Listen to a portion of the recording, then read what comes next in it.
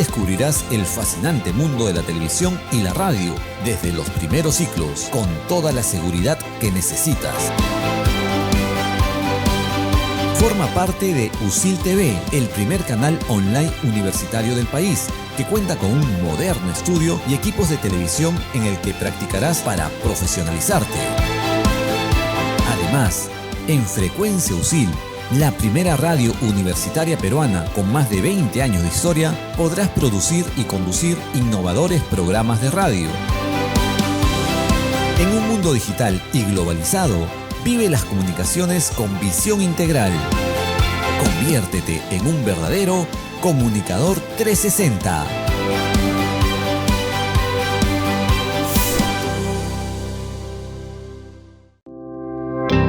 En el mundo de hoy, retos y compromisos te pondrán a prueba a través del conocimiento y la innovación. En USIL, estamos preparados para brindar educación de calidad y afrontar un gran desafío. Vive la experiencia USIL en la carrera de comunicaciones. Sé un profesional con visión integral y global. Aquí descubrirás el fascinante mundo de la televisión y la radio desde los primeros ciclos, con toda la seguridad que necesitas. Forma parte de USIL TV, el primer canal online universitario del país, que cuenta con un moderno estudio y equipos de televisión en el que practicarás para profesionalizarte.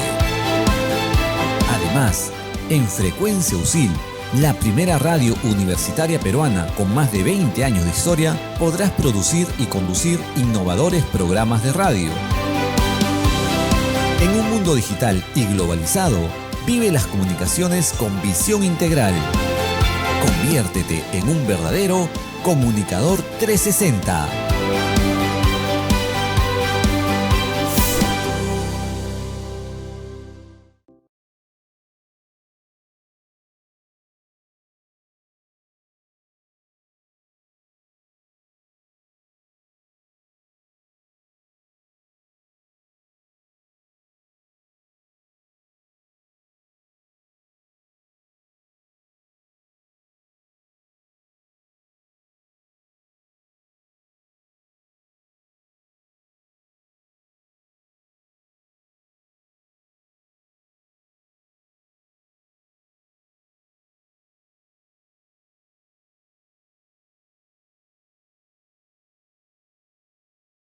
De Loyola. Mi nombre es Rolando Rodríguez Portugal y es un gusto para mí saludarlos en esta oportunidad desde el Digital Learning Factory en el campus Lima de la Universidad San Ignacio de Loyola. El día de hoy tenemos el inmenso honor de recibir en nuestra aula virtual al periodista, catedrático e investigador, el doctor Jorge Rodríguez Rodríguez, a quien desde ya le doy la más cordial bienvenida a nuestra universidad y que además está conectado el día de hoy desde la querida Universidad San Jorge de Zaragoza. Antes de iniciar el tema de hoy, y como ya les digo, es un honor recibir a tan distinguido académico peruano, sobre todo para reflexionar en torno a estos tres temas tan claves para nuestra profesión el día de hoy, como son el periodismo, el sostenimiento de nuestra democracia y este fenómeno de la posverdad. Antes de iniciar esta clase maestra, permítame hacer una reseña de nuestro querido invitado. El doctor Jorge Rodríguez Rodríguez es uno de los 5 autores con más publicaciones científicas en la línea de investigación sobre las relaciones en periodismo y literatura, según el monográfico Evolución de la periodística en España, estudio descriptivo y temático de libros, y artículos además en revistas españolas de comunicación, como las realizadas últimamente en la Universidad de Navarra. Es además el doctor Jorge Rodríguez, coordinador y autor de más de 5 publicaciones. Ha publicado numerosos capítulos de libros y artículos científicos en diversas revistas indexadas. Ha dirigido además la tesis doctoral Análisis de 3 modelos editoriales de periodismo literario en Internet, publicado por Amphibia Argentina, Narratively Estados Unidos y Frontera D, que además obtuvo el premio extraordinario de doctorado 2017 de la Universidad San Jorge de Zaragoza, y que se realizó además en el marco de la beca FPU del Ministerio de Educación de España. El doctor Jorge Rodríguez Es además doctor por la Universidad de Navarra y se ha desempeñado además como docente en diversas instituciones, tanto del Perú como del extranjero. Además, es importante mencionar que ejerció el periodismo en el diario El Comercio. Sus estudios se centran en la actualidad en la teoría de géneros periodísticos, periodismo narrativo, slow journalism, el periodismo y las competencias mediáticas, nuevas narrativas, periodismo digital, fact-checking, así como en las relaciones entre periodismo y literatura. Nuevamente, reciba el doctor Jorge Rodríguez nuestro más cordial saludo y sea bienvenido usted a esta aula virtual. Adelante, Jorge. Muy buenos días, Rolando. En primer lugar, tengo que agradecer a la Universidad San Ignacio de Loyola y en tu persona como director de la carrera de periodismo por esta magnífica oportunidad para reflexionar un tema tan actual, ¿no?, como es el periodismo, democracia y posverdad. Un tema que solamente en los buscadores de Scopus hay ya más de 5.000 artículos científicos. Yo abordaré el tema desde una perspectiva pues, más plural y general, que me permitirá pues, tratar al final, intercambiar ideas con este público distinguido, que tengo que agradecer que hay tanto público de España como de Perú, y por lo que he visto también hay de otras partes de Latinoamérica. Si me permites, Rolando, pues voy a compartir ya la presentación y pues empezar directamente con el tema, ¿no?, el tema de la conferencia. Está previsto para 1 hora, puede que me pase un poco. En cualquier caso, estaré pendiente de alguna consulta que haya sobre el tema. Lo primero que voy a tratar de decir es, más o menos estos son los temas que voy a abordar. Sobre la verdad, en primer lugar, luego hablaré sobre la mentira, la era de la posverdad, los mecanismos de la posverdad, cómo protegerse y en último término, cuáles son los retos para el periodismo. La primera cuestión que tiene que ver sobre la verdad es decir que voy a articularlo de una manera bastante por encima. No puedo profundizar un asunto que ha sido el objetivo científico por excelencia, el tema filosófico. De aquí, de hecho, aparece Aristóteles, ¿no?, en la imagen. Pero el tema, no podemos hablar de posverdad sin su precedente, que es la verdad. Me interesa hablar de la verdad en un asunto no tanto relacionado con la filosofía, sí con la antropología, porque sobre la verdad se ha escrito muchísimo. Hay miles de tratados desde el punto de vista dogmático, o sea, la verdad entendida como la verdad revelada de la religión, pero yo me voy a aproximar a la verdad desde el punto de vista de cómo percibimos la realidad en el ámbito de la comunicación y especialmente en el periodismo. Advierto esto porque, ya digo, no me voy a centrar desde el punto de vista filosófico, pero sí, como punto de partida, voy a decir lo que sostenía Aristóteles en la metafísica, ¿no? He señalado un verbo que señala Aristóteles, ¿no? Dice, la verdad es decir lo que es que no es, o de lo que no es que es lo falso. Decir lo que es, y de lo que no es lo verdadero. Esto, que parece un galimatías, básicamente se resume en el pensamiento aristotélico de que la verdad es la adaptación, cuando calza desde la observación simple con la inteligencia. Es decir, la verdad en la medida que nosotros captamos la realidad. Pero esto que parece tan sencillo es en realidad muy complejo, porque ¿quién capta la realidad como es? Es decir, hay una realidad que está delante de mí, pero por otra parte hay mecanismos psicológicos, emocionales, de formación cultural, antropológicos, que me permiten captar cosas que están allí de manera distinta. Yo, si ahora pregunto a los peruanos si la comida, cuál es la mejor comida del mundo, me van a decir, por supuesto, que la peruana, pero si le pregunto a un español, me va a decir que es la paella. Y para otra comunidad me va a decir otro alimento. Hay gente de La Rioja aquí, me van a decir que el mejor vino es el español, es el de La Rioja. Y el mejor chorizo de La Rioja es el de Baños del Río Tobía, que es un pueblo que está aquí en España, ¿no? Importante también de Aristóteles, que es del siglo IV a.C., que nos dice, la verdad nunca se alcanza, ¿no? Totalmente, ni nunca se está totalmente alejado de ella. A ver, no está negando la verdad, no está negando la realidad. Insisto, y aquí viene el verbo decir, porque la verdad, o sea, la realidad es un objeto de estudio que preexiste al discurso. Preexiste al discurso, en el sentido de que la realidad está ahí, pero si no se cuenta en el periodismo algo, si no se cuenta, esa realidad no existe. Tiene que ser contado primero, ¿no? Me parece, ya entrando en el tema que nos compete, este cuadro que encontré por internet que es interesante. Dice, el lobo siempre será malo si solo escuchamos a Caperucita.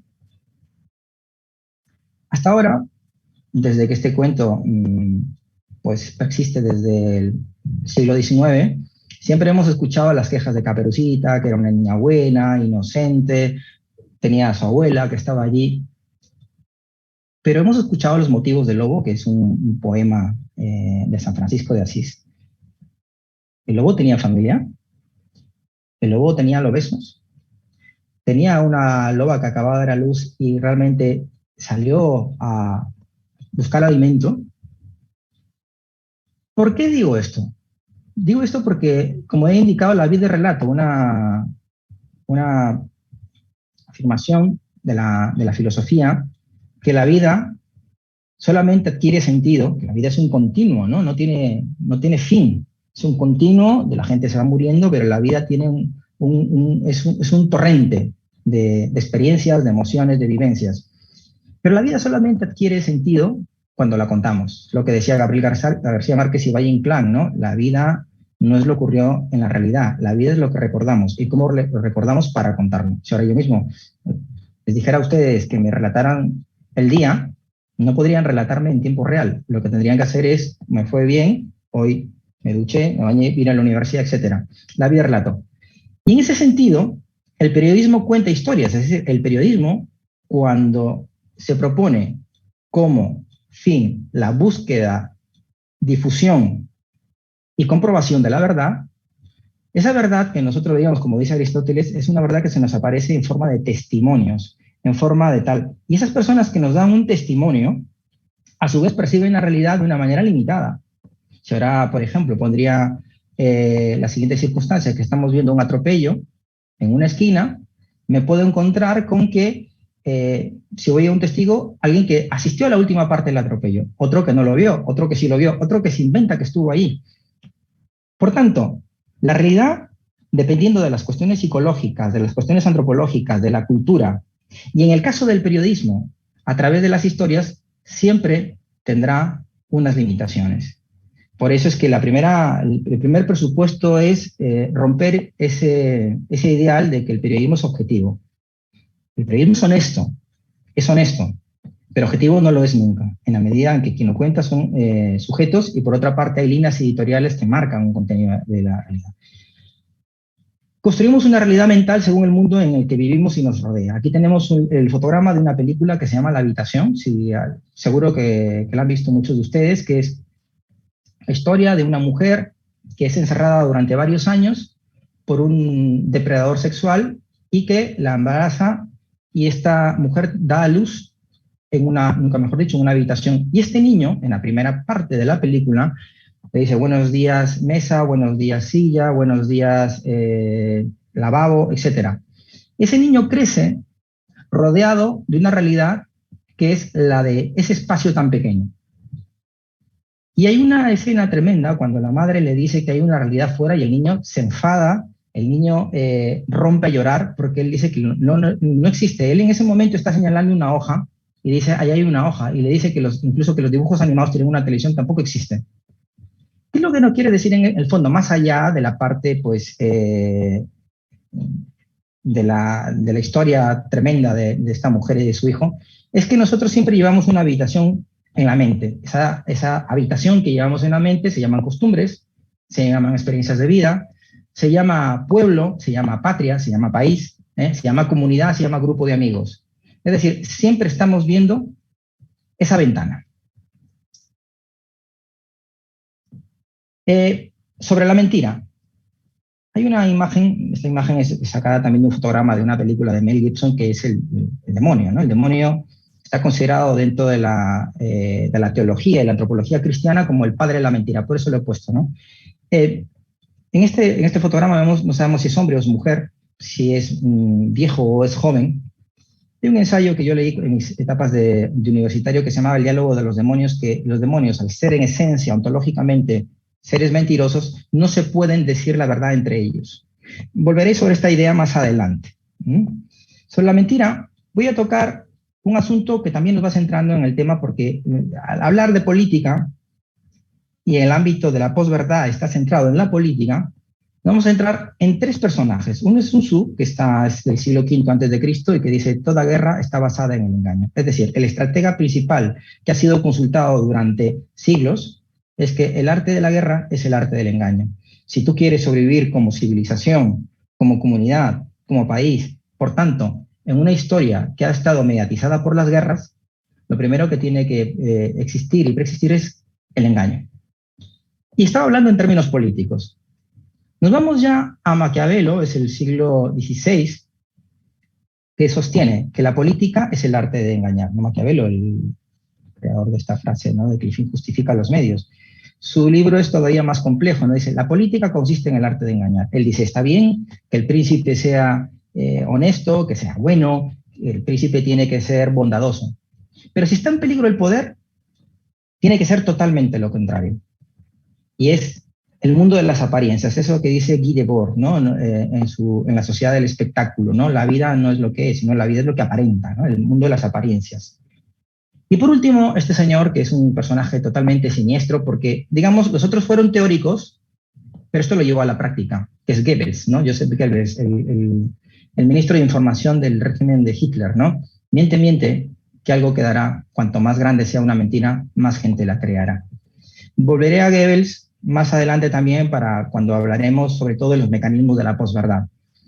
Pero este señor no es que se inventara sus 11 principios de Goebbels que articulan el asunto, sino que lo que hace es profundizar en las connotaciones humanas, en los aspectos psicológicos que preexisten desde que el hombre es hombre, desde hace miles de años, y él lo sistematiza en una serie de estrategias que se pueden aprender a nivel político y también en el ámbito, por ejemplo, donde funciona la manipulación, ¿no? Que es en la publicidad, en la propaganda, etcétera, ¿no? Pongo otro fotograma de una película que se llama Walk the Dog, que es una expresión en Estados Unidos que se traduce algo así como menear al perro, y es una película de los años finales de los 90, principios de los 2000, que es que el presidente de Estados Unidos tiene un lío, un affair con una becaria de la Casa Blanca, tiene una crisis y su asesor de imagen lo que hace es contratar a unos productores de Hollywood para inventar una guerra. Inventan una guerra y crean una narrativa, porque si hemos dicho que la vida es relato, la principal arma para mentir es aquello que hacen los literatos y que se ha llevado al ámbito de la política, que es crear el relato. Por eso se habla hoy de la batalla del relato, que es un asunto que también es objeto de estudio, ¿no? Es decir, partimos de elementos que son verosímiles, lo que hace un escritor, y contamos una historia que parece verdadera. La verdad de las mentiras, como ese sería el ensayo de Vargas Llosa. Lo he mencionado básicamente porque en esta película se ve cómo manipulan a la opinión pública algo que ha pasado siempre en todas las guerras. Y hemos visto que Estados Unidos, que es el adalid de la democracia occidental y una constitución que tiene más de 200 años, sin embargo se metieron en la guerra de Vietnam simulando el hundimiento de un barco en el Golfo del Tonquín, ¿no? Algo que fue revelado en los papeles del Pentágono, que también hay película, ¿no? Aquí hay algo que nos dice de Ancona, que escribió un libro sobre precisamente la posverdad, que hemos llegado aquí, ¿no? Que el valor de la verdad ha ido decayendo como divisa de reserva de la sociedad ante el contagio epidémico de un pernicioso relativismo disfrazado de legítimo escepticismo. Es esencial comprender las raíces de la posverdad para desde ahí proponer medidas correctoras. No podemos entender el fenómeno de la posverdad, sobre todo en su base antropológica, si antes no tenemos en cuenta esos aspectos, ya digo, psicológicos que hay detrás. Parafraseando un cuento de Monterroso, ¿no?, sobre el dinosaurio, cuando la posverdad llegó ahí, cuando la posverdad amaneció, la mentira ya estaba ahí.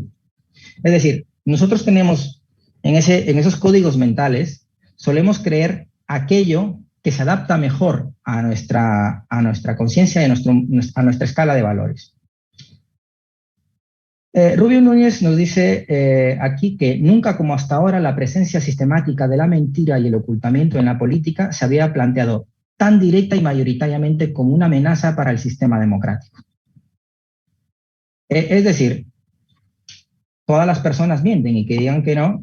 El problema está en que la mentira se ha instaurado, ¿no? En este tiempo la mentira es el mensaje, ¿no? Es decir, esta es una frase que parafrasea también a McLuhan. La mentira es el mensaje. Lo ordinario es mentir, lo extraordinario es decir la verdad. Y aceptamos que nuestros políticos, por ejemplo, mientan, como aquello que se decía, ¿no? Oye, mira, roba pero hace obra. ¿De qué vendría a ser? Miente, pero, oye, pues igual la economía va bien, ¿no? En las épocas de Donald Trump. Pero en cualquier caso, vivimos una época de relativismo.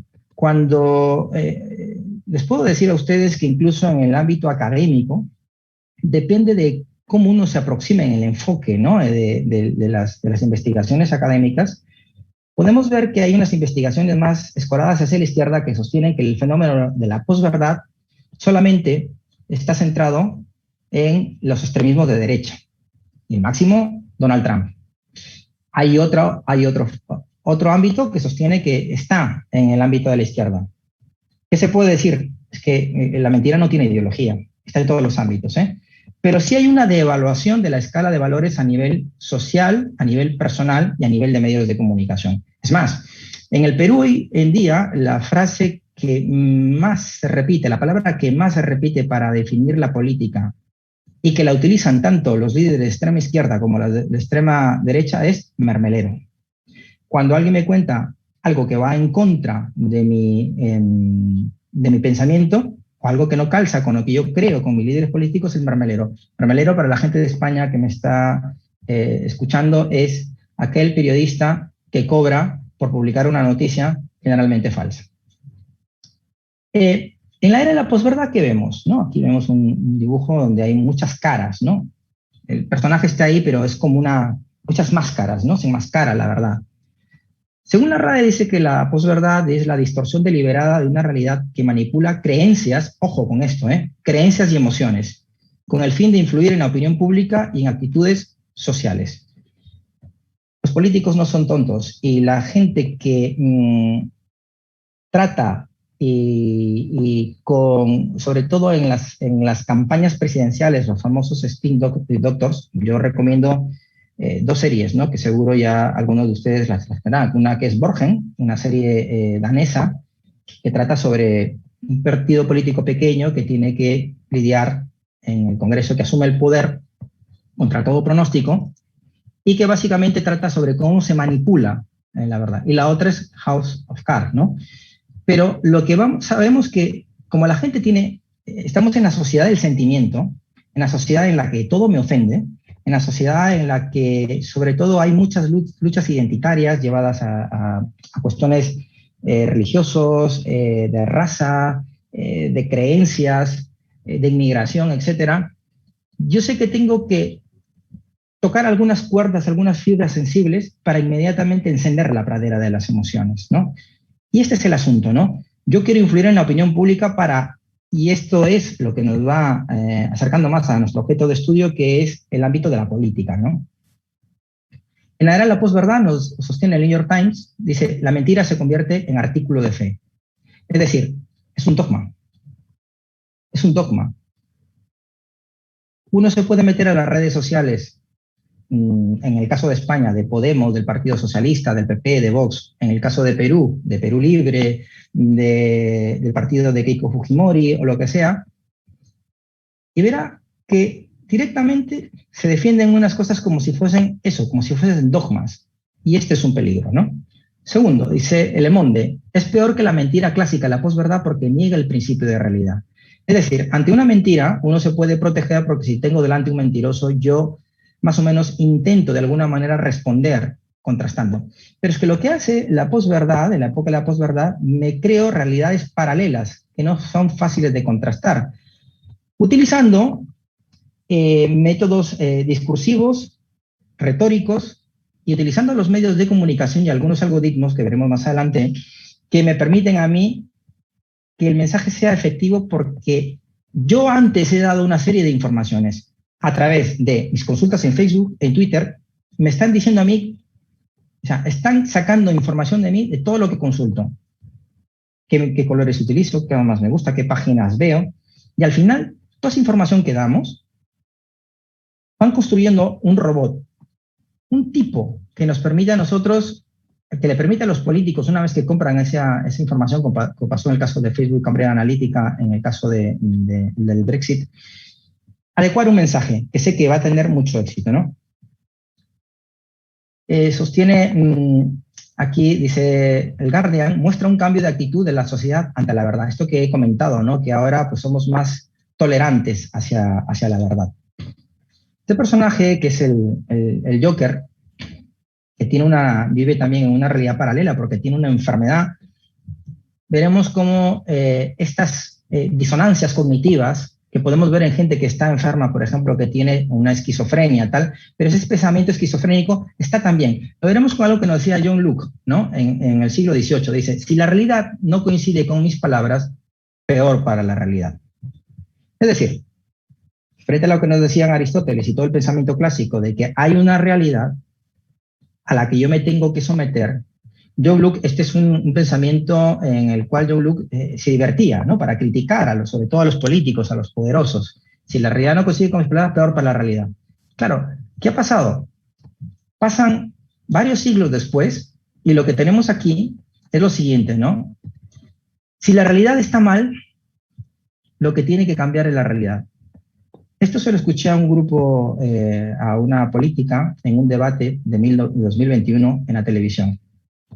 Es decir, hay una ruptura con la realidad. Y no es una persona que se diga que tiene como el Joker, una esquizofrenia, una enfermedad mental, sino que directamente la está negando. No estamos hablando de hay una realidad que tiene unos problemas y nosotros vamos a procurar unas mejoras que, por ejemplo, esté en el ámbito de los derechos humanos. No. Directamente hay que cambiar la realidad. Para cambiar la realidad, como se ha hecho en los regímenes totalitarios y sobre todo en el soviético, donde se mezcló la psicología y la psiquiatría, hay muchos ejemplos. Voy a recomendar un libro, no sé si me ven en la pantalla, un libro de Czesław Miłosz que se llama La mente cautiva. Lo acerco a la pantalla, bueno, no creo que no se ve mucho, pero se llama La mente cautiva. Es un libro bastante interesante. Lo descubrí a través de la lectura de una obra de Anne Applebaum, que es Hambruna Roja, donde este intelectual polaco, que no huyó del país, sino que voluntariamente se sometió a la dictadura que hubo en la Europa del Este, y él explica cómo son los mecanismos, haciendo una introspección interesante, cuando tú ya niegas la realidad. Y entonces tu cabeza suplanta directamente por un asunto de defensa, de supervivencia, otra realidad. Es algo que utilizaron. Si algunos recuerdan los juicios en la época de Stalin, la gente se terminaba culpando, sometida a unos procesos de psiquiatría tremendos. O sea que esto de la posverdad, la utilización, lo que cambia es la utilización de algoritmos y la tecnología, pero esto ya estaba ahí. Voy a citar algo del profesor Ramón Salaverría.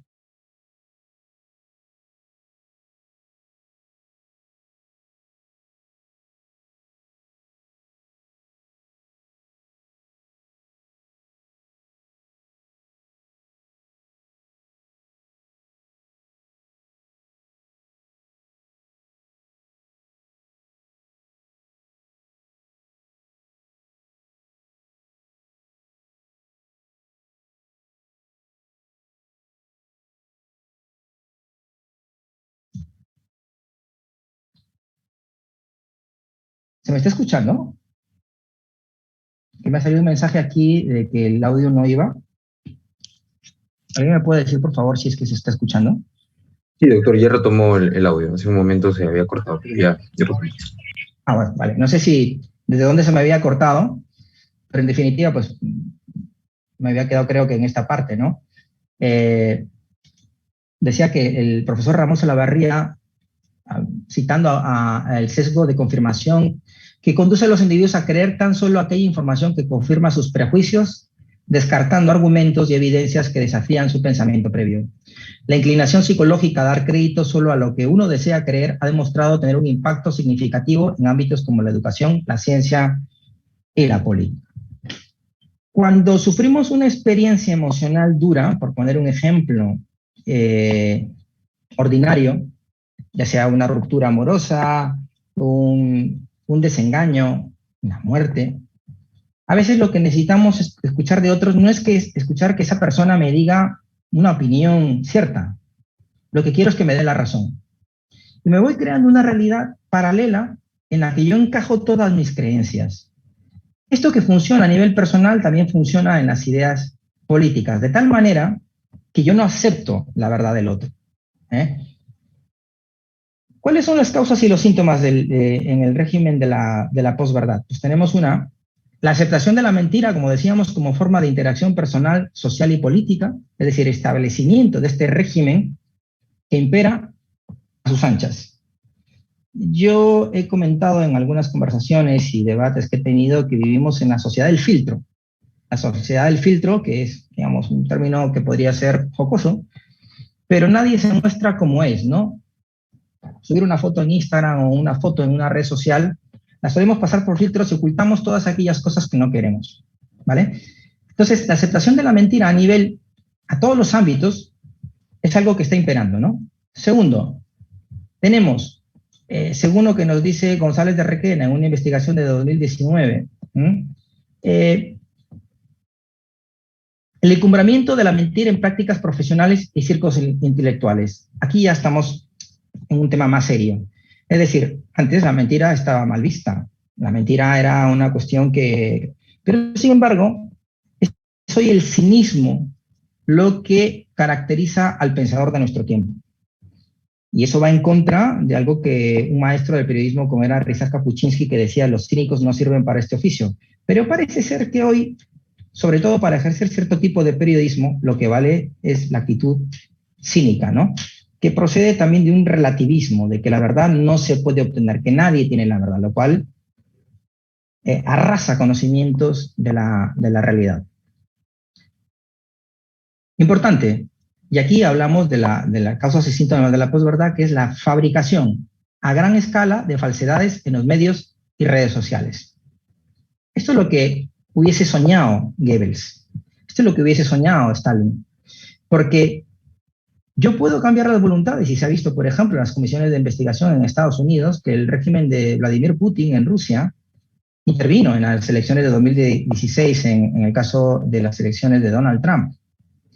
El régimen chino, también, que tienen nada menos que una gran cantidad de tecnología puntera, que no tiene nada que envidiar a la norteamericana, también participa, ¿no? Y la idea es cambiar las voluntades de tal manera que hacer creer que la gente está votando sobre qué es lo que sostiene la democracia. La democracia es el sistema de valores por el cual yo como ciudadano elijo con pensamiento cierto qué gobernantes van a tener el futuro del país. Pero claro, si yo previamente, con todas esas técnicas que tienen que ver con lo psicológico, creo mediante los algoritmos y mediante la información que yo ya he dado a través de las redes sociales, básicamente lo que estoy creando es dar toda la información para que yo me convierta en una caja de resonancia de lo que quieren estos políticos, ¿no? Ayer me asustaba una vez más, no es la primera vez que me pasa, pero Google, y os pasará a ustedes también, de vez en cuando te dice, hacen un resumen de los lugares en que has estado y te señala que ninguna agencia de inteligencia tiene la información que tiene Google, ¿no? Ni la KGB, ni la CIA, nadie, ninguna, ni el Mossad israelí. Te dice, estuviste en tal sitio, tardaste 15 minutos a pie, 20 minutos en coche, hiciste tales paradas y te hace un mapa. Es una información espeluznante, ¿no? Y otra cosa que vemos, el protagonismo de tramposos y farsantes en los medios, es la política entendida como espectáculo, ¿no? La política entendida como espectáculo. Donald Trump es un millonario, pero que provenía justamente tenía mucha experiencia en televisión. Y el espectáculo es algo que atrae mucho, porque el periodismo vive justamente uno de los valores del periodismo es la contradicción, el conflicto, el conflicto. Así que no extraña, por ejemplo, que en Italia hace unos años, pues uno de los principales candidatos políticos hubiese sido un payaso. No extraña tampoco que los talibanes, al primero que hayan matado, sea a un payaso que hacía vídeos para TikTok. Esto de los talibanes es interesante porque una de las formas de decir la verdad en un régimen dictatorial es a través del humor. En el Perú de los años 90, cuando todos los medios de comunicación estaban tomados, el programa que más credibilidad tenía, curiosamente, eran los chistosos. Algunos recordará esta época, ¿no? Que es la que, sobre todo a principios del 2000, ¿no? Los que ejercíamos el periodismo en ese entonces. Vemos dos cosas más, que es las burbujas informativas y cámaras de eco que aíslan al público en sus propias creencias, es decir, cada vez que yo pico en una información en las redes sociales, la red social me está midiendo y entonces luego me empieza a alimentar directamente, ¿no? Me empieza a alimentar en esas convicciones que yo tengo y lo que hago es reafirmo más todavía mi fundamentalismo, ¿no? Y claro, hay un consumo de contenidos elaborados a partir de algoritmos de ingeniería de datos como he comentado, ¿no? Como he comentado.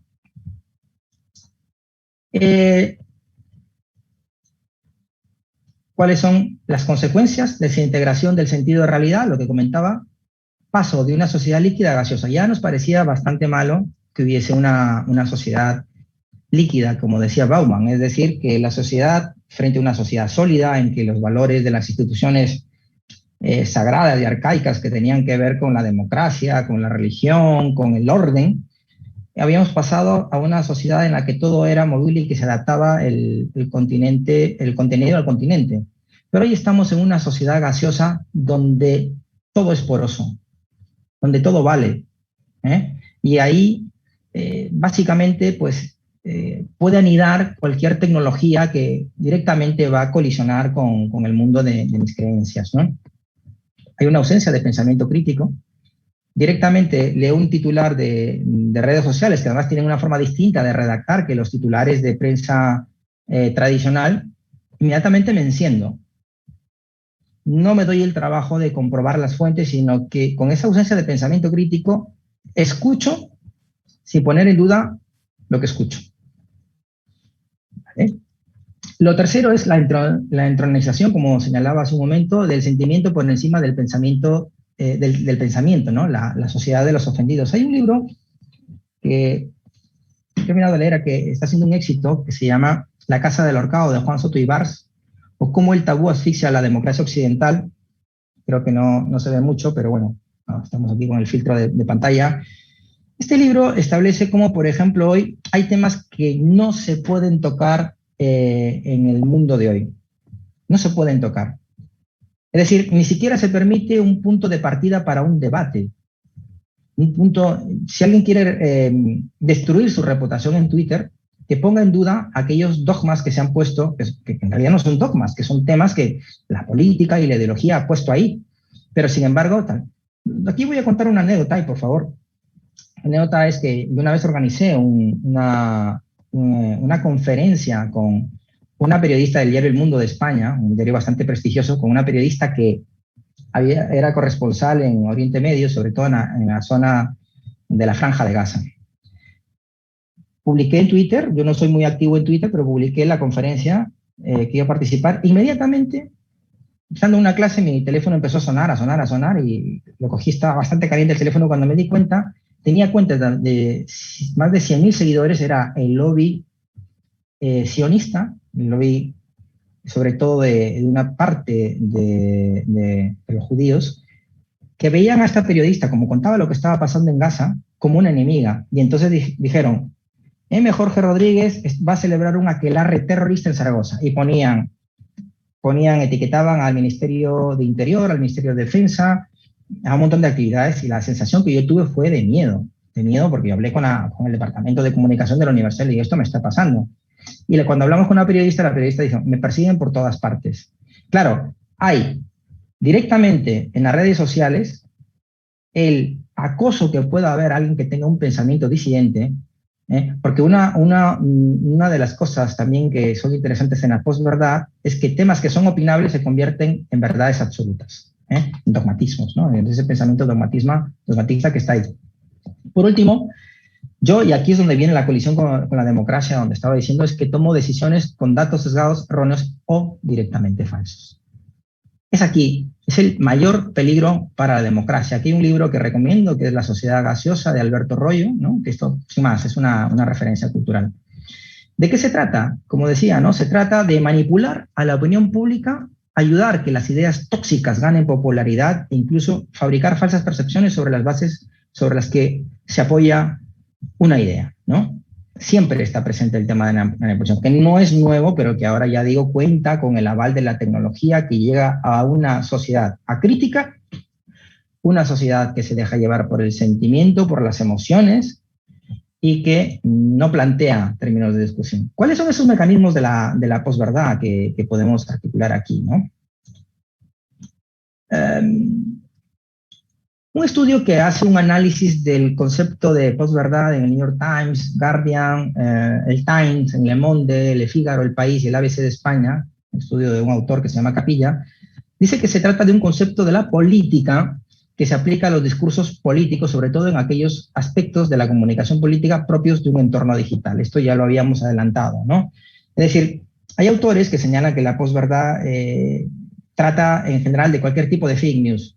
Creo para toda la bibliografía que he consultado para esta conferencia, señala que estrictamente para hablar de posverdad, del fenómeno de la posverdad, tiene que tener una implicación con la política, nuevas tecnologías, entorno digital como la aquí, y sobre todo cambiar las decisiones, especialmente en procesos electorales.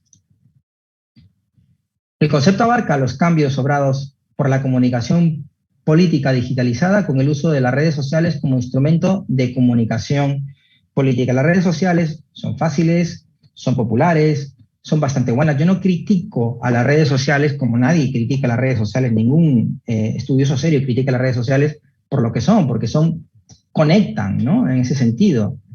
Pero sí la parte de redes que enredan, las redes que enredan, el uso que se les da porque tienen el anonimato, y sobre todo porque se pueden crear, como veremos en las siguientes diapositivas, un efecto de cuentas falsas que pueden cambiar la percepción que uno tiene de la realidad, ¿no?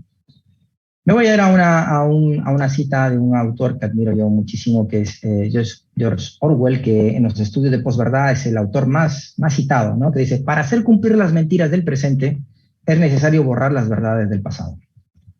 Está pasando en Perú. ¿Cómo contrasto yo la realidad? Desde el punto de vista de la experiencia personal. Yo contrasto la realidad si tengo una experiencia vivida.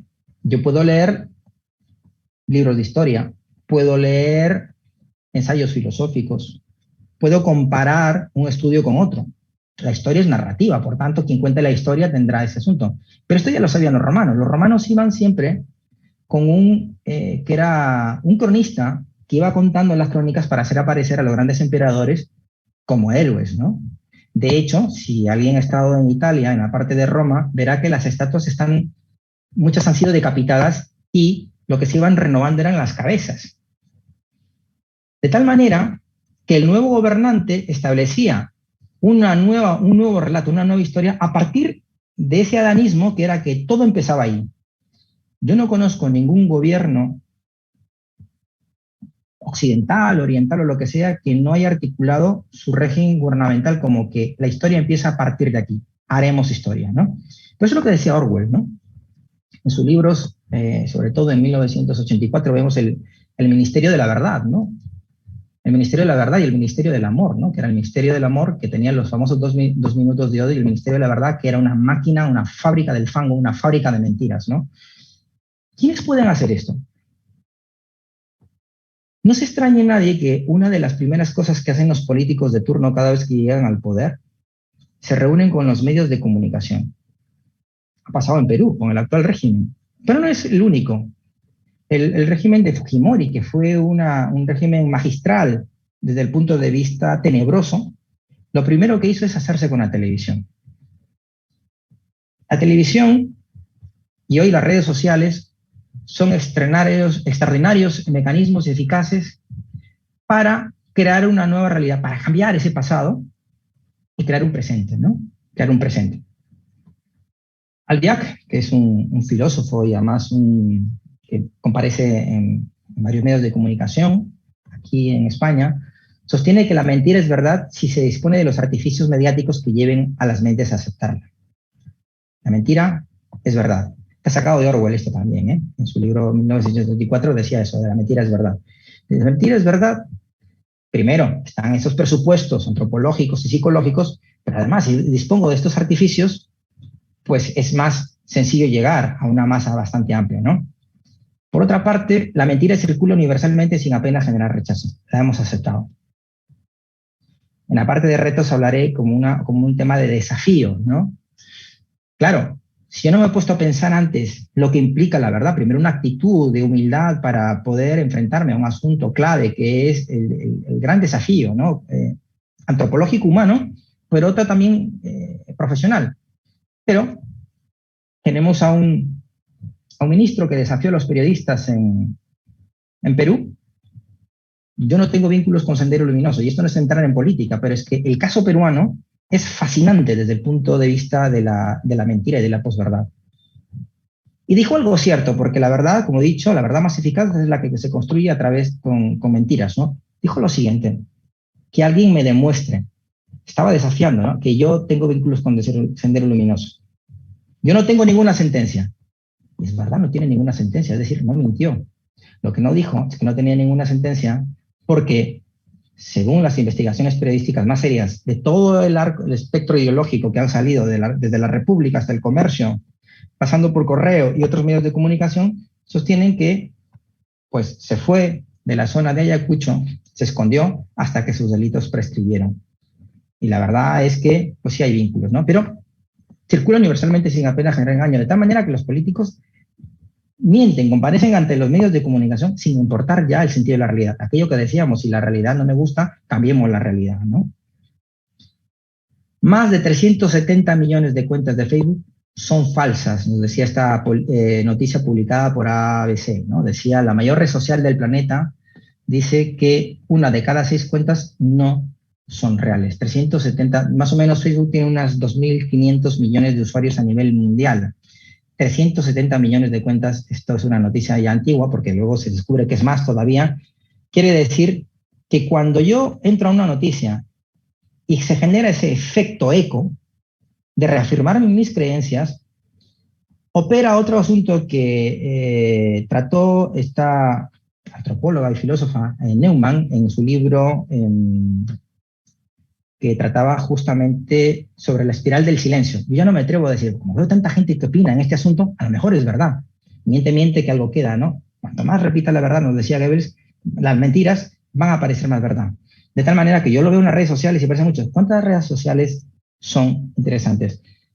Pero es que además, una noticia posterior sostenía que en los controles de Facebook decía que la red social asegura que elimina 2.000 millones de perfiles falsos cada 3 meses. O sea, es decir, esto es tremendo porque aunque Facebook, Twitter y Google han establecido controles, hay mucha nueva tecnología de learning machine y de inteligencia artificial para detectar la tecnología que va muy por delante y sobre todo en la tecnología para aplicar el mal, pues vulneran los protocolos de seguridad de esta red social y cada 3 meses 2.000 millones de cuentas.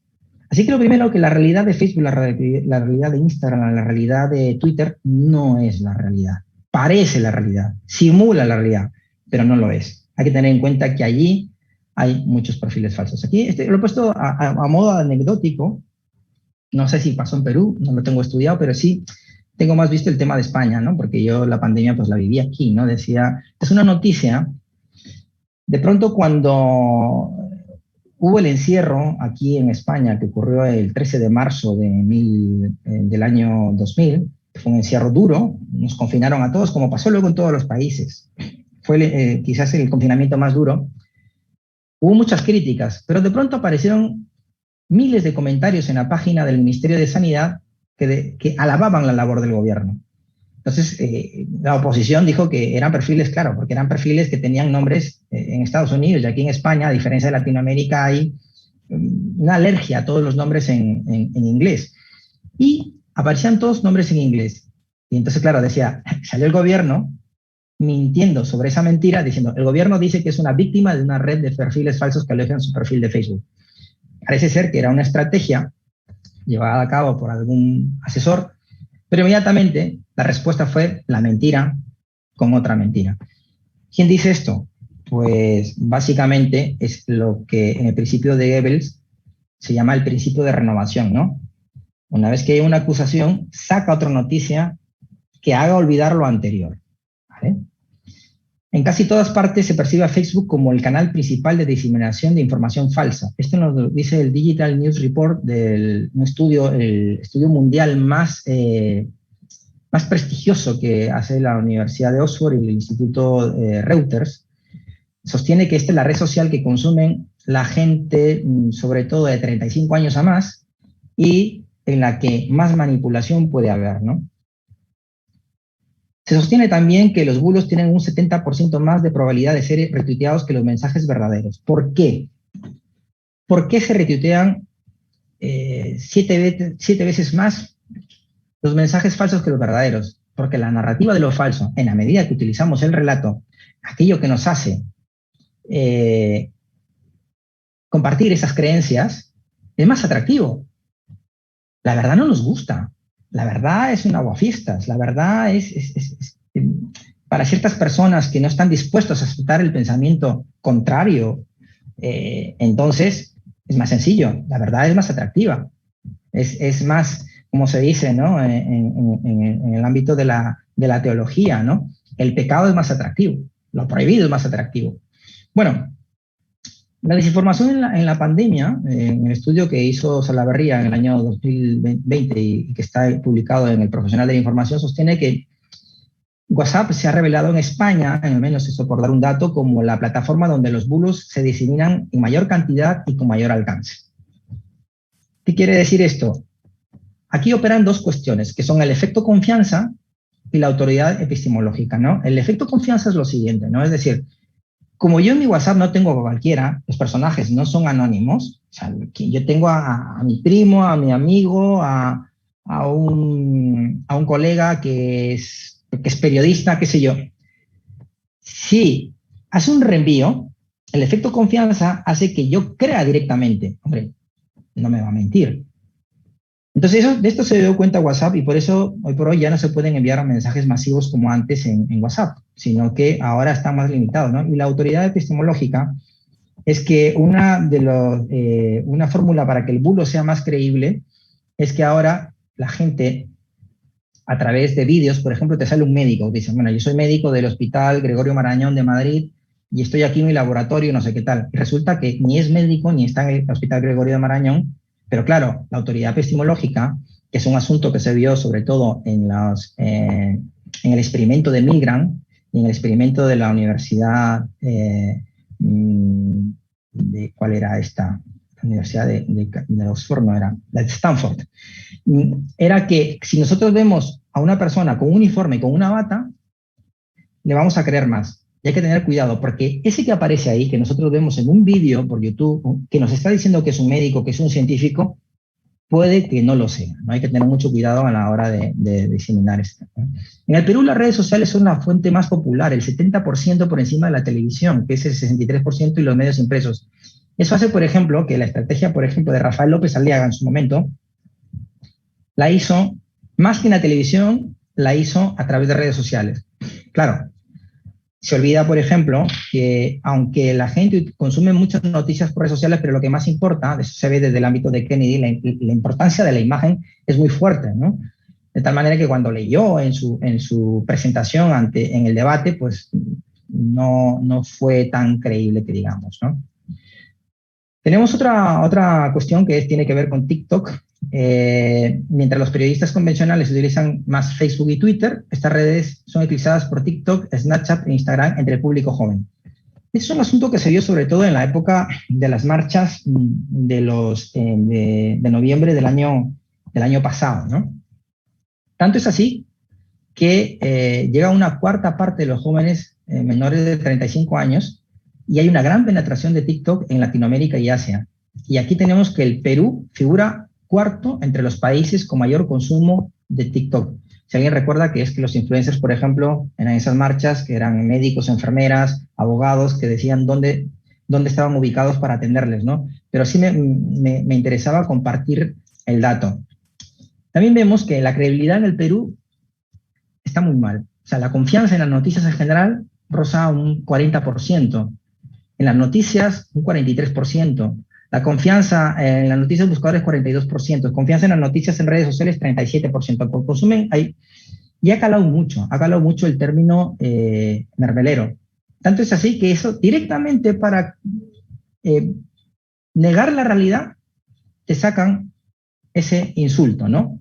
Ya no importa, ¿no? Ya no importa, directamente te sacan ese insulto. La posverdad se asocia, por tanto, para ir tomando con los entornos digitales que hemos dicho, las redes sociales, los algoritmos, los bots, la viralidad, el odio, ¿no? El discurso del odio, los espacios sociales que funcionan como burbujas informativas, los sesgos cognitivos de los que he hablado, las cámaras de eco, ¿no? La disonancia cognitiva que funciona en esa parte que yo no quiero atender lo que no me es propio, lo que dan, los sesgos de confirmación, ¿no? Las burbujas, los filtros de burbujas y pues todo este asunto, ¿no? El postmodernismo, este relativismo de construccionismo que hace que nosotros ya directamente neguemos esa verdad. Decimos directamente que la verdad, como es relato, como depende de cada uno, sostiene que cada uno tiene su verdad. Yo tengo mi verdad, tú tienes mi verdad y tal, cada uno. Entonces no hay una verdad que está ahí en medio. Aquí podemos ver esta caricatura, me parece interesante, ¿no? Cuando una hija le dice, ¿no? El sesgo de confirmación, dice, esta noticia es falsa, pero le dice esta persona, ¿cómo va a ser falsa si dice justamente lo que yo estoy pensando? Como dice lo que yo pienso y activa este mecanismo psicológico, es verdadero. Es verdadero. Y este es el gran drama que estamos ocurriendo, ¿no? En el efecto rebote tenemos lo siguiente, ¿no? Que modificar las creencias implicaría poner en riesgo toda nuestra construcción mental del mundo. Es muy difícil que modifiquemos nuestras creencias. Las religiosas primero, y por último las que tienen que ver con nuestras convicciones, ¿no? En esa habitación que tenemos en la cabeza es muy difícil, porque supone a veces que nuestra estructura conceptual, nuestra forma de mirar el mundo, pues sea muy difícil. De tal manera que cuanta más información muestres a alguien cuando estableces una conversación en Twitter, en Facebook, qué sé yo, más citas e hipertextos, lo que realmente estás logrando es que tu oponente se sienta todavía más seguro de su creencia que antes. Y eso es el efecto rebote, ¿no? Es imposible ganar una discusión en redes sociales. Seguro los que están aquí en mi alocución, alguna vez, por alguna razón, ya sea periodística, política, ha lanzado un comentario que ha tenido inmediatamente una contrarréplica. Cuando tengo un comentario, aparte de mis creencias, está que es una especie de ofensa en público y yo tengo que responder. Yo recomiendo que nunca se tenga una discusión por redes sociales, primero por este asunto del efecto rebote, que es bien difícil que salga de mis creencias, y segundo, porque es un diálogo ficticio. O sea, si de verdad tenéis aprecio por esa persona o queréis enriquecer, prefiero yo tener un diálogo cara a cara, un debate en el que estemos las dos personas, ¿no?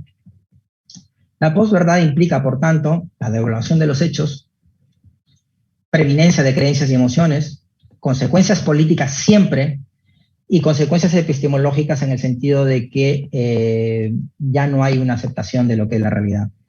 Se pone en crisis la capacidad de conocer la realidad de una forma segura, ¿no? Y es necesario contar con alguna noción de verdad. Y esto es un asunto importante, ¿no? Los medios y los periodistas académicos concuerdan en que la posverdad es un peligro para la democracia y el orden social. En la medida en que el gobierno de los mentirosos, la mentira se puede manifestar a través del silencio, a través de bombas de humo, a través de psicosociales, como hacían Montesinos en los años 90, pero supone el mayor desafío, el mayor peligro para la democracia. Si el periodismo es la búsqueda de la verdad para que el público, en base a esa libertad de expresión y esa libertad de información que tenemos, sostenga ese régimen democrático, con todo esto detrás, pues la democracia se ve realmente pues, afectada, ¿no? Alterando la percepción de la realidad, induce a decisiones basadas en errores y falsedades. No se elige con verdadera libertad. La gente cree que elige con libertad, pero no eliges con libertad. Hay el que ha leído Fahrenheit 451, esta gran libro, esta distopía, hay una parte que es un libro que trata sobre cómo en un futuro régimen los bomberos se dedican a quemar libros. Y hay una parte en el que el jefe de los bomberos le dice a uno de los bomberos, ¿no? Dales canciones que recuerden, letras de canciones que todos recuerden. Dales mucha información para que crean que están informados. Remuévele las emociones y entonces creerán que son cultos, creerán que son libres, pero estarán presos de sus emociones y vivirán bajo ese régimen de mentira, ¿no? Esto está en un libro escrito a finales de la década del 50, ¿no? Que es Fahrenheit 451, ¿no? En el ámbito de la posverdad, por tanto, sobre todo la política, tenemos ahora los populismos. Los populismos me preguntaba hoy, ¿no? Un profesor con el que hablaba en la mañana con respecto a las elecciones en Perú, ¿cómo han podido elegir, ya no un tema de comunismo, no comunismo, a gente tan incompetente desde el punto de vista, porque el populismo precisamente actúa sobre esto, ¿no? Darle a la gente lo que cree, ¿no? Hace poco me hicieron una entrevista en Diario Correo que salió publicada gracias a los amigos de la Universidad San Ignacio de Loyola, y me decía que entrevistando a una persona que le faltaba agua, le decía, ¿por qué, señora, quiere usted que cambie la Constitución? Decía, quiero que cambien la Constitución para que me pongan agua. Había en su tema de necesidades primarias establecido que solamente un cambio de Constitución va a traer un régimen justo de establecimiento de y satisfacción de necesidades básicas, ¿no? La propaganda, la manipulación y la desinformación. Esto es lo que estamos viendo ahora. La política contemporánea, nos sigue diciendo de Ancona, consiste en admitir que no existe una realidad estable y verificable, tan solo una batalla interminable por definirla, la batalla de tus hechos contra mis hechos alternativos. Y este es el asunto, ¿no? ¿Quién tiene el control de la verdad? Ese ministerio de la verdad que nos hablaba Orwell, el que tiene el poder. El que en contubernio con algunos medios de comunicación puede establecer estaciones de radio, líneas editoriales con los medios de comunicación, para que yo haga aparecer o aparentar lo que no es. ¿Qué pasa con los periodistas que sí dicen la verdad? Aquí me he tomado la licencia de tomar a dos personajes históricos que son, ya he hablado del síndrome de Jeremías y el síndrome de Casandra. ¿Quién era Jeremías? ¿No? Jeremías era un personaje del Antiguo Testamento que siempre iba anunciando las desgracias. Conviértanse porque va a llegar la ira de Dios y va a llegar un momento que Jerusalén va a ser destruida. Jeremías era un profeta, según los libros antiguos del Antiguo Testamento, ¿no? ¿Qué pasó con Jeremías? Como iba anunciando esa verdad, era una verdad revelada, porque se lo había dicho Dios, no solamente lo repudieron, terminó en un pozo, terminó proscrito por la sociedad. Lo cierto es que Jeremías es el autor del libro de las tentaciones, según se dice, ¿no? Jeremías, llegaron el momento en que Nabucodonosor destruyó totalmente el templo de Jerusalén e hizo esclavos a los judíos. Por tanto, se les ve a los periodistas como no me anuncies desgracias, ¿no? Y al final directamente no se les cree, ¿no? Y el síndrome de Casandra es un personaje de la mitología griega que era la hija del rey Príamo y que tuvo una aventura o se negó a tener una aventura con un dios que era Apolo, y Apolo le escupió en la boca y le dijo, estás condenada a decir siempre la verdad, pero a que nadie te crea. Es decir, podemos ver periodistas que hacen periodismo de investigación, que cumplen con su misión, pero por este asunto de la posverdad, nadie les cree. Y entonces, tanto con Jeremías como el síndrome de Cassandra, vemos que solamente la realidad nos sale al paso, nos golpea en la cara, y solamente creemos cuando la realidad, pues, hemos confirmado en base a nuestra experiencia, ¿no? Esto es muy triste, pero es que, ya digo, la verdad nos resulta tremendamente dura y muchas veces nos resulta insoportable. Recomiendo una película que se llama Fractura, que está en Netflix, donde un padre de familia que ha tenido una experiencia muy dura con su antigua esposa y con su hija, no quiero hacer un spoiler, tiene un mecanismo psicológico por el cual crea una realidad paralela, ¿no? Porque no resulta, ¿no? Esto de que dice el Guardian también me parece interesante, ¿no? Decir que vivimos en una era de posverdad es una posverdad. ¿Por qué? Porque este asunto que parece una especie de pleonasmo, ¿no? Es decir, claro, porque que estemos hablando de posverdad ahora mismo, utilizando la palabra verdad y algo que tiene que ver con el posmodernismo, en realidad le estamos haciendo el juego a quienes quieren esto, porque en realidad lo que tendría que hablarse es de la posmentira. Pero al darle la posverdad, estamos hablando de esa realidad paralela, ¿no? Bien, ¿cómo nos protegemos? Primero, fomento del pensamiento crítico en todos los niveles educativos.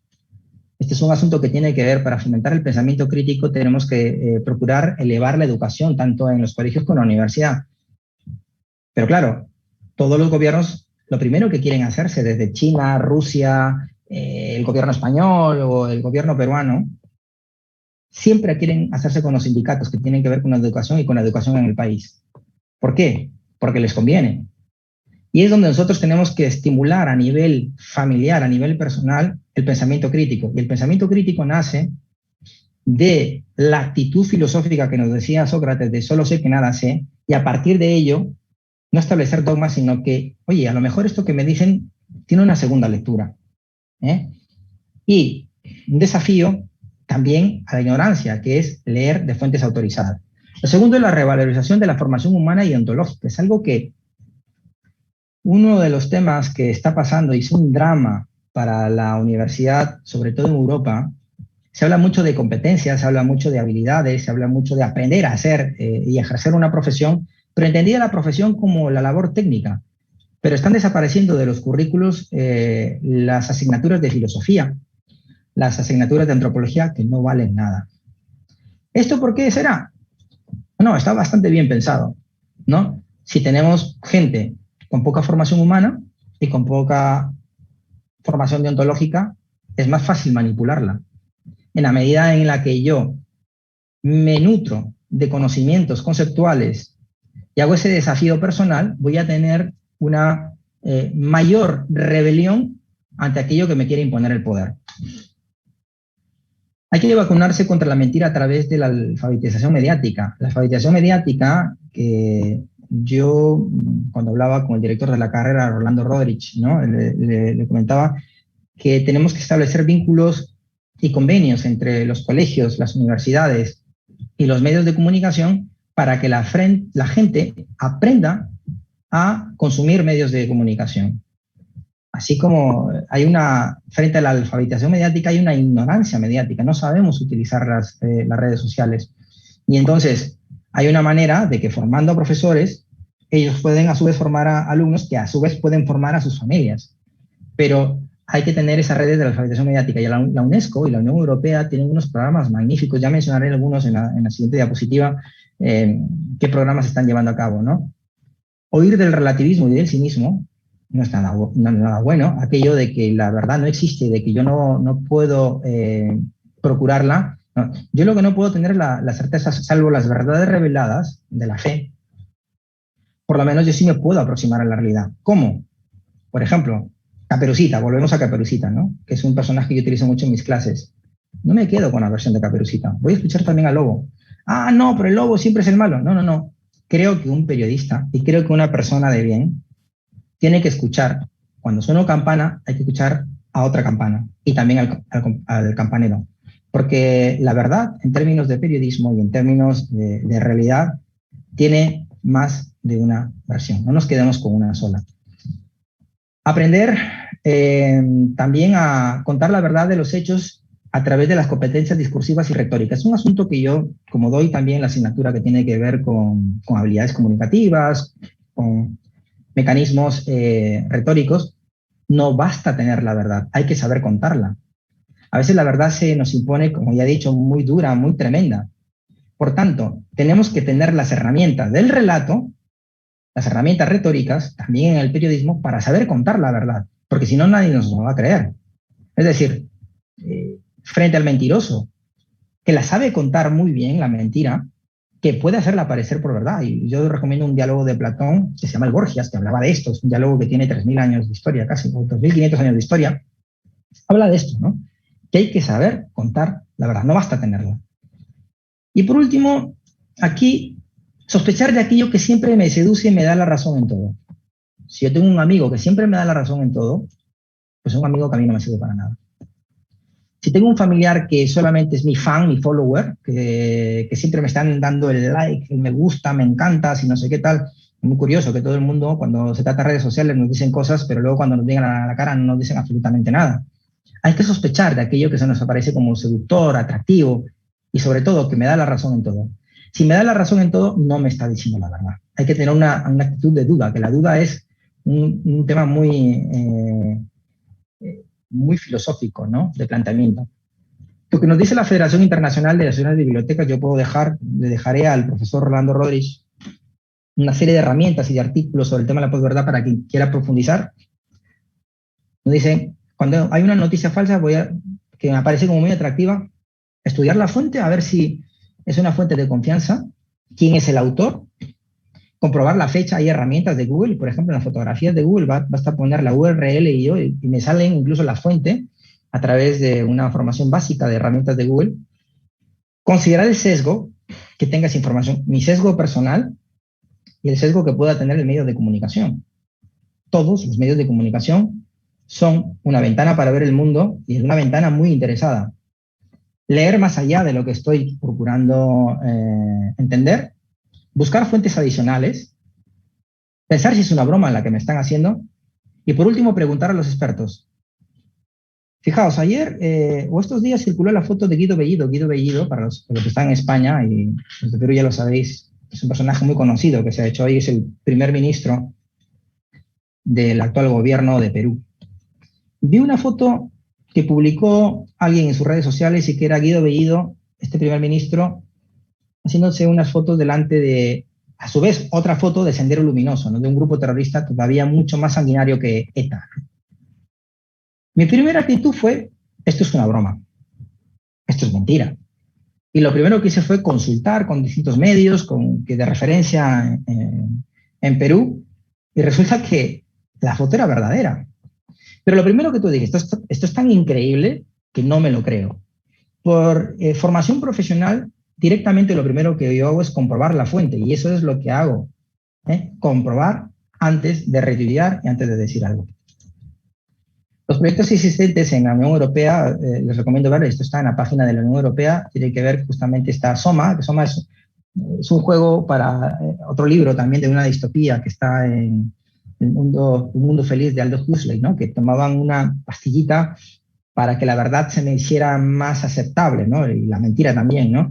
Hubo otros proyectos financiados por la Unión Europea que está Provenance, Social Truth, Eunomia, We Verify, y aquí hay una fuente de análisis que ya digo que pueden entrar a esta parte de proyectos financiados por la Unión Europea, donde te dan una serie de herramientas para que yo pueda verificar mejor la información, porque la Unión Europea ha visto directamente que hay países que quieren cambiar la geopolítica y que están influyendo mucho. Eso se vio, por ejemplo, en el proceso del independentismo catalán, ¿no? Aquí tuvimos un serio problema en Cataluña y eso se debió a que pues, los sistemas informáticos rusos nos inundaron las redes sociales de información falsa.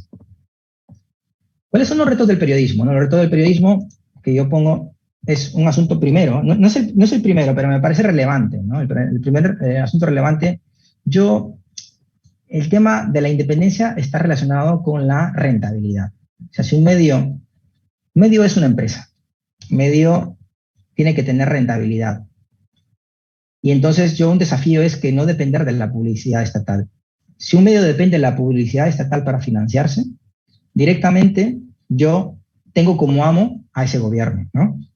Nos dice el Digital News Report, que ya lo he mencionado, de Reuters Software, que la suscripción y la membresía han aumentado, pero no lo suficiente para equilibrar los gastos. De tal manera que hoy mismo el actual gobierno peruano, por ejemplo, aparte de reunirse con los medios de comunicación, dice que va a repartir la publicidad estatal entre los medios de provincias. ¿Para qué? ¿Por qué este tema está en la agenda principal? No es un reparto equitativo, sino que además, teniendo ese dinero a nivel de medios, está su público objetivo en el interior del país, y lo que se pretende también con eso es también tenerlos agarrados del cuello para que en el momento en que alguien saque una denuncia, pues yo le retiro la publicidad, ¿no?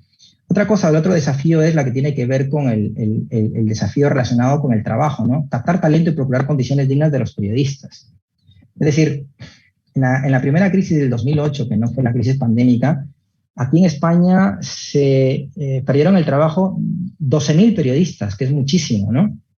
En el Perú, en la pandemia, la Asociación Nacional de Periodistas ha reportado que más de 500 despidos hasta octubre de 2020, y ahora bordean los 2.000. Solo el Grupo El Comercio despidió a 300 personas, de las cuales 100 eran periodistas. Y la pandemia ha causado la muerte de 135 periodistas en el 2020, el 80% en provincias. ¿Por qué señalo en provincias? Porque el periodista de provincias, si ya la precariedad del periodista en medios nacionales es bastante grande en Lima, pues en provincias todavía más. Y hoy por hoy, en las actuales circunstancias, el periodismo en provincias es el que tiene mejores datos en informar, en tanto que el poder que ha llegado empieza en provincias. Ahí hay información. Entonces es algo que hay que cuidar, ¿no? Los desafíos profesionales son reivindicar la ética en la profesión, desafío deontológico y antropológico. Un asunto, ya les contaré, tengo una foto más adelante que me reuní con para cambiar los planes de estudios, porque hasta hace poco fui yo director del grado de periodismo aquí en España, de la Universidad San Jorge, y reuní a los directores de periódicos más relevantes de Aragón, y me decían esto, el desafío deontológico y antropológico. No me hablaban de bots, no me hablaban de información tecnológica, eso lo dan por supuesto. Eso es algo que viene ya como una cuestión esencial. Pero lo que me hablaban es de este asunto. Estaban preocupados porque hoy por hoy los jóvenes no tenían este tema, ¿no? Formar a los periodistas para que aprendan a detectar las mentiras en grandes flujos de desinformación. Este es un asunto en alianza que se puede hacer con las grandes tecnológicas, porque ya no es verificar a través de información, a través del fact-checking tradicional, sino que sean flujos masivos, tremendos, y eso solamente se puede hacer en alianza con temas tecnológicos, ¿no? La verificación, que es un asunto esencial del periodismo clásico como hábito, pero tiene que ser una verificación a nivel personal, social y sobre todo mediático. Lo esencial aquí es dar contexto, es decir, huir del periodismo de declaraciones, del periodismo en el cual yo estiro el micrófono, el político me dice su verdad y yo no doy contexto, de tal manera que ese periodismo que me dice, no, que el público saque sus conclusiones, ya, pero el público no tiene las herramientas suficientes para dar sus... A veces el periodista se convierte en caja de resonancia de lo que el político turno quiere decir. Hay que entrevistarle, sí, pero hay que dar contexto también, y eso significa hacer preguntas impertinentes. Establecer alianzas con universidades y entidades tecnológicas para la lucha contra el bot, que lo acabo de mencionar. Que el único activismo sea el de la búsqueda de la verdad, siempre hay una más de una versión. Y con esto de activismo es una pena porque, digamos, los nuevos perfiles profesionales, como vienen de perfiles jóvenes con estas batallas identitarias, sospechan de ese periodismo que no se posiciona, ¿no? La posición del periodismo tiene que ser la de la búsqueda de la verdad y la difusión de la verdad. Pero este activismo de yo me ubico y entonces peleo por un candidato presidencial, miren, si algo he aprendido en mi larga carrera profesional es que los políticos siempre nos van a traicionar. Los políticos siempre nos engañan. Los políticos solo aman el poder. Por tanto, como periodistas no tenemos que amarrarnos a ningún partido político, ni de derecha ni de izquierda. Yo puedo tener mi propia ideología, pero sobre todo no hay que amarrarse a un partido político, a una opción política. Adaptar los planes de estudios de las universidades de tal manera que no renunciemos a esas cuestiones antropológicas, filosóficas, deontológicas, éticas, agregado de las competencias, ¿no? Oponerse, y esto es importante, a iniciativas legales de censura, promover las iniciativas institucionales de autorregulación. Hay un principio que lo dijo un periodista en los años 50, la mejor ley de prensa es la que no existe. Hay que sospechar cuando alguien dice, no, los medios de comunicación mermeleros o los medios de comunicación son mentirosos. Vamos a crear un organismo que controle la verdad. Es un ministerio de la verdad. Directamente lo que hacemos, ahí le estamos dando el poder al político para que directamente controle nuestra actividad. No. Autorregulación, autoindependencia. Aquí está la foto que me reuní con todos los directores de los medios de comunicación y básicamente. Como dato, señalar que las últimas encuestas del Digital Report señala que la mayoría de la gente sostiene que prefiere la opinión diversa, ¿no? La opinión diversa. O sea, esto que vemos del periodismo activista no es verdad. Tanto en Estados Unidos, el Reino Unido, Brasil, la gente sigue apostando por el periodismo, ¿no? La gente piensa que quiere ser mercados neutrales en todos los temas. Vemos todos los mercados, 66%, en Estados Unidos lo mismo, ¿no? Hay que tener en cuenta esto que, pues lo subrayo aquí en amarillo, que hay una minoría que considera que hay ciertos temas en los que hay que ser neutral, que ser neutral carece de sentido, ¿no? ¿Quiénes son? Los más propensos a integrar esta minoría sustancial, las personas más jóvenes y sobre todo de izquierda. No lo digo yo, lo dice Oxford Reuters, ¿no? Voy terminando ya, que es lo que comentaba hace poco en una entrevista, que el periodismo es el oficio de desempañar el cristal de las ventanas para que los ciudadanos puedan ver mejor la realidad que está detrás. La realidad está detrás. Los periodistas podemos limpiar una ventana por la derecha, por la izquierda, que es la línea editorial, o por el centro, pero nuestro oficio es limpiar. Y para eso lo que tenemos que hacer es mojarnos y embarrarnos, ponernos el uniforme de limpieza para ver. Y termino con esto, de Orwell nuevamente, mi querido Orwell, ¿no? En tiempos de engaño universal, decir la verdad se convierte en un acto revolucionario.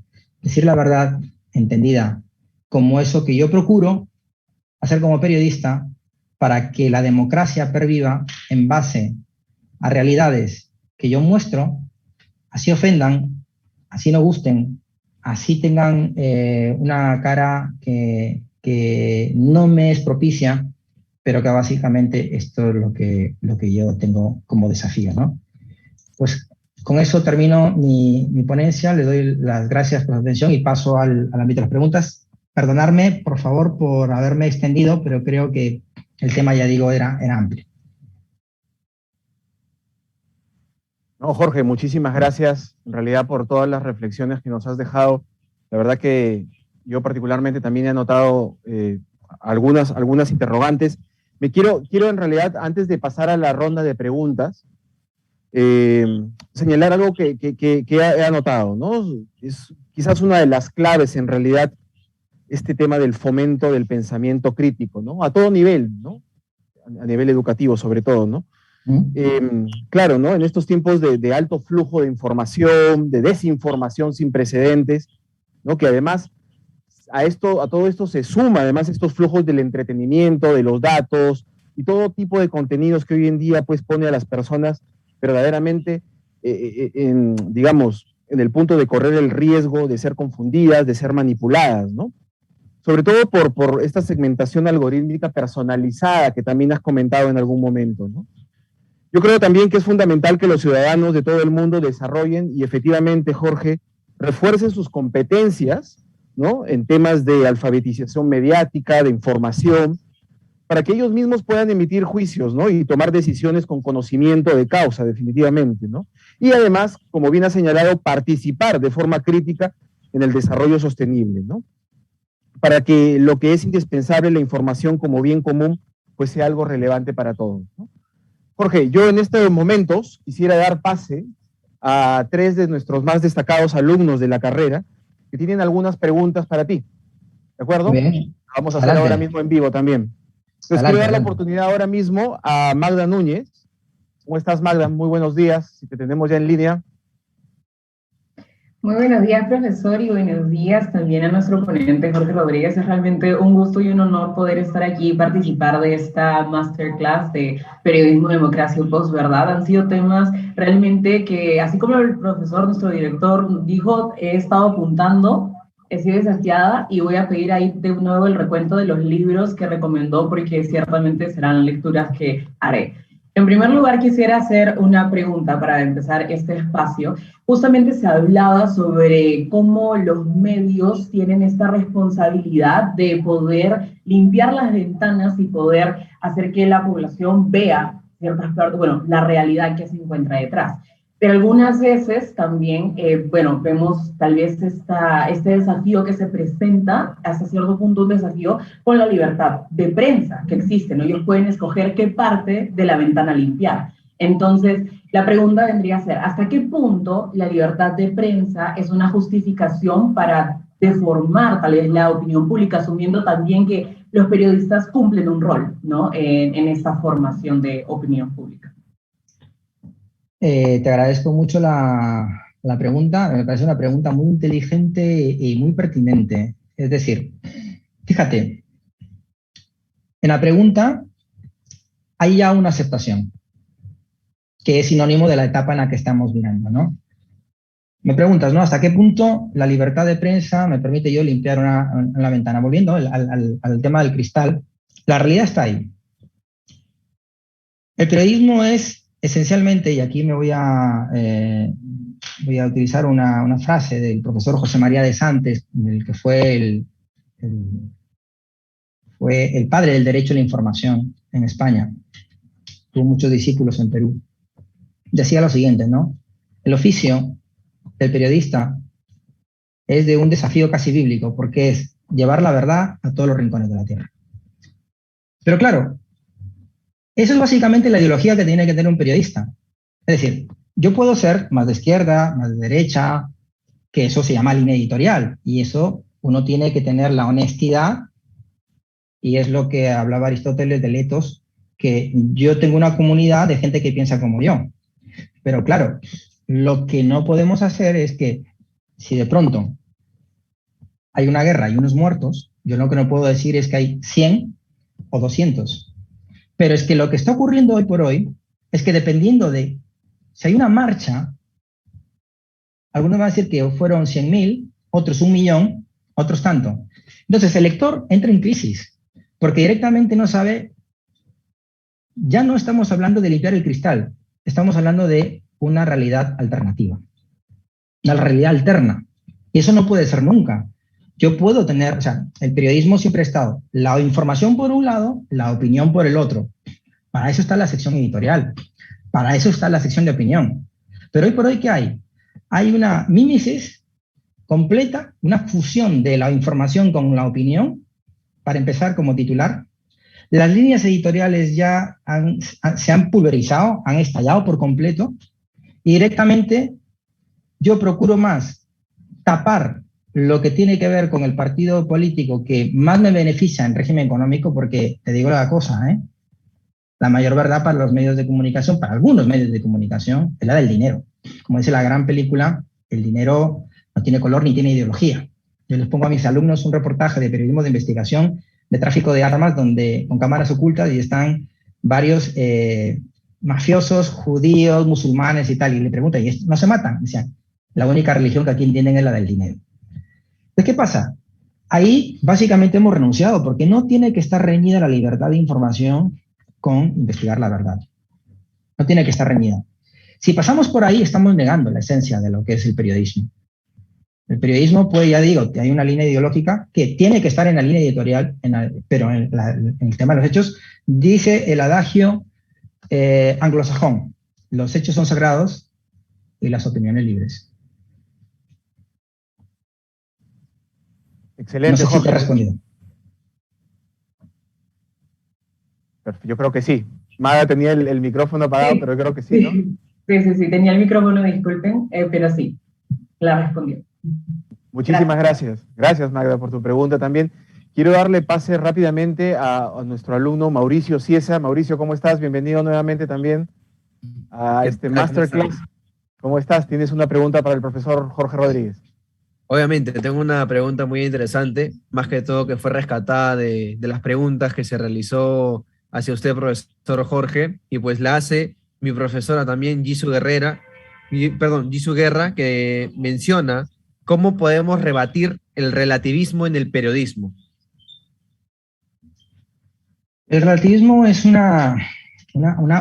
hay una pandemia de relativismo que viene desde hace mucho tiempo, ¿no? Y que está relacionada con digamos, sobre el que se siente el cinismo, ¿no? La actitud cínica es que pues, te da igual carne que pescado, ¿no? Te da igual blanco que negro.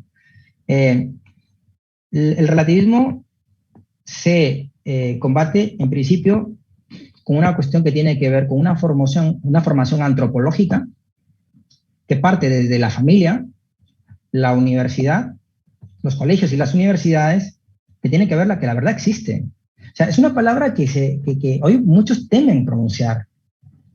Te lo digo yo que me muevo en España. Cuando hay temas que incluso ya no, es que como la verdad no existe, fulminemos la verdad. Ese es el gran error. Por eso es que Yancona, uno de los autores que he mencionado aquí, sostiene que el desafío en relación con la pregunta es establecer qué es la verdad y qué implica. Es decir, es difícil, estamos mediatizados por esos factores psicológicos, culturales, etcétera, pero la verdad está ahí. Y tenemos que tener ese desafío ético de formarnos primero como personas, porque para ser un buen profesional, un buen periodista, primero hay que ser buena persona. Puedes ser un excelente escritor, un buen periodista entendido como procurador de datos, pero también con buena escritura se puede manipular. Por tanto, el relativismo se combate con una formación antropológica, ética, filosófica, que te permita tener una estructura conceptual para saber responder a ese desafío, ¿no? Listo, muchas gracias. Muchas gracias, Mauricio, también por la pregunta. Y vamos con la última pregunta del Masterclass de hoy. Estará a cargo, además, de nuestro destacado alumno Gabriel Ruiz. Hola, Gabriel, ¿cómo estás? Adelante, por favor. Buenos días, buenas tardes ya, director Rolando, ¿cómo está? ¿Qué tal? ¿Cómo está, doctor Jorge? ¿Qué tal? Bueno, voy a empezar primero dándole las gracias por esta importantísima clase. Es más, qué importante es tener estos masterclass justamente hoy día, revisando uno de los artículos, también con uno de mis coordinadores. Hoy día es el Día Internacional del Periodista, ¿no? Y qué interesante e importante es tener justo este día, ¿no? Tener esa gran masterclass. Hacer extensivo también mi saludo para el doctor Jorge, el doctor Rolando y todos los comunicadores aquí presentes. Voy a empezar con la pregunta de uno de nuestros espectadores. Bueno, nos dice, ¿cuál debería ser el rol de las universidades en la enseñanza de la búsqueda de la verdad y la defensa del buen común, pilares del periodismo, cuando algunos docentes han difundido mentiras y, bueno, versiones falsas, como las acusaciones de fraudes en las elecciones en el Perú, o la defensa política, como las acusaciones cerradas a candidatos investigados como Keiko Fujimori, entre otros, ¿no? Y la segunda, ¿cómo ve el espectro de los medios de comunicación en el Perú, luego de la pérdida de la credibilidad de los medios tradicionales, lamentablemente en la segunda vuelta electoral peruana, y el auge de los medios digitales que apuestan por un periodismo clásico? Muchísimas gracias. Muchísimas gracias a ti, Gabriel. Lo primero por la referencia, al Día Internacional del Periodista y también por el saludo. Bueno, voy a empezar por la pregunta. Es bastante grave que en una universidad, porque entendida la universidad viene de universalidad, ¿no? Las universidades nacen en Europa precisamente con ese afán de búsqueda de la verdad, porque el pensamiento crítico y el pensamiento científico lo que buscan es buscan formar personas críticas, ¿no? Ante una realidad que se nos aparece como confusa y difusa. Entonces, el papel de las universidades es esencial, porque es en las universidades en sintonía con lo que pasa en la familia, porque el papel de la familia es importantísimo, es precisamente la labor que tiene es de formar críticamente a los alumnos. Es decir, hay universidades, lamentablemente, que han renunciado y se han convertido en escuelas de ideología política. Y es una pena, porque a mí no me interesa formar sectas, ¿no? O personas. El alumno, lo que yo tengo que hacerle entrar es en crisis de pensamiento. Yo, por ejemplo, para la que me ha hecho esa pregunta, tengo una asignatura de comunicación escrita que es escritura creativa, y tengo alumnos de todas las ideologías, por supuesto. Yo hago una serie de lecturas que tienen que ver con lecturas de Orwell, con las lecturas de las grandes distopías, 1984, Fahrenheit, Un Mundo Feliz. Y a partir de ahí, de esas obras, analizar la realidad de uno y de otro lado, de manera que puedan ver las entretelas de lo que se esconde de las estrategias discursivas de los políticos en este caso, ¿no? Pero creo que lamentablemente también se vio en las marchas y en ese asunto que el alumno tiene que tener también un papel político importante. Pero, sobre todo, no hay que olvidar que la universidad es el seno sagrado donde la verdad establece su cuna, ¿no?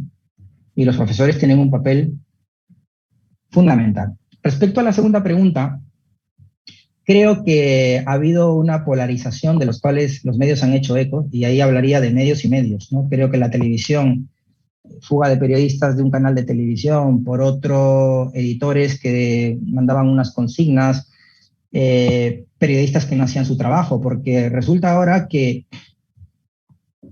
se negó, por ejemplo, de que había unas denuncias de vinculaciones con Sendero Luminoso. Se denunció a esos periodistas y ahora resulta que cuando la realidad ha estallado, ya todos están preocupados porque realmente, y no tanto, no solo por el tema ideológico, sino por el tema de incompetencia que trae como consecuencia el asunto de una crisis de gobernabilidad. ¿Por qué no lo hicieron antes? ¿Por qué no denunciaron en su momento? Creo que a veces en el Perú unos y otros medios se han situado a favor de que gane uno u otro candidato y se han olvidado de hacer su trabajo. También he de decir que mucho tienen que ver aquí los medios de comunicación con empresas, ¿no? Yo creo que el periodista de raza, el periodista que está ahí, sufre cuando pasan estas cosas. La pasan muy mal. Yo he sido periodista en un medio de comunicación grande y a veces tú ya sabes a quién no tienes que tocar y ya es una regla no escrita. Lo dije una vez hablando con el maestro José Darío Restrepo de la Fundación Nuevo Periodismo Iberoamericano y le comentaba lo siguiente: a veces los medios de comunicación reclaman libertad hacia afuera, pero dentro son dictaduras. Y cuando tú quieres denunciar cosas que no se puede, te dicen ahí está la puerta, hay mil esperando como tú. Así que sí, tenemos que hacer una revisión justamente del desafío que tienen los periodistas y sobre todo los dueños de medios de comunicación en el Perú y también en España y en otros países. Perfecto, muy bien. Muchísimas gracias, Gabriel, por la pregunta. Y Jorge, hemos llegado a la parte final, tanto para la audiencia como para los alumnos de la Universidad San Ignacio de Loyola. Ha sido un honor tenerte esta mañana, Jorge. Hemos tenido una audiencia constante de 100, 120 personas que han estado conectados, preguntando por el chat. Nos dejas muchas lecciones, pero creo que una de las más importantes, Jorge, es el valor que tiene la comunicación hoy para la construcción de nuestra democracia y de la verdad. Te agradezco muchísimo a nombre de nuestras autoridades y a nombre de la carrera de comunicaciones. Para nosotros va a ser siempre un honor recibirte en nuestro campus. Muchísimas gracias, Rolando. Muchísimas gracias a la Universidad San Ignacio de Loyola y a todas las personas que han estado conectadas de España, de Perú y de otros países. Ha sido un gusto y realmente han enriquecido el diálogo y yo estoy al servicio de ustedes para cuando me requieran. Efectivamente, Jorge, muchísimas gracias. También agradecer a los colegas de la Universidad San Jorge de Zaragoza que han estado conectados en este chat. Esperamos próximamente volver a tenerlos. Definitivamente son todos bienvenidos aquí en la Universidad San Ignacio de Loyola, en nuestro campus en Lima, Perú.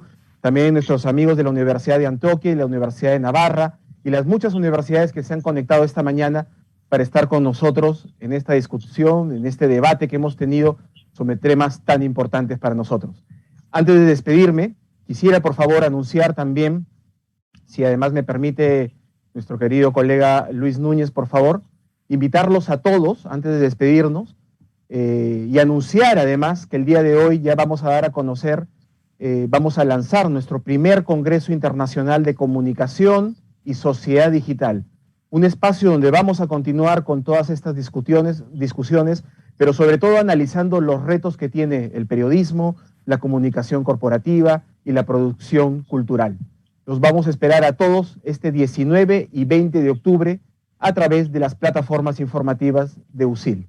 Muchísimas gracias a todos, un saludo cordial y nos vemos hasta una próxima oportunidad. Que tengan buenas tardes. Muchísimas gracias y buenas tardes. Hasta luego.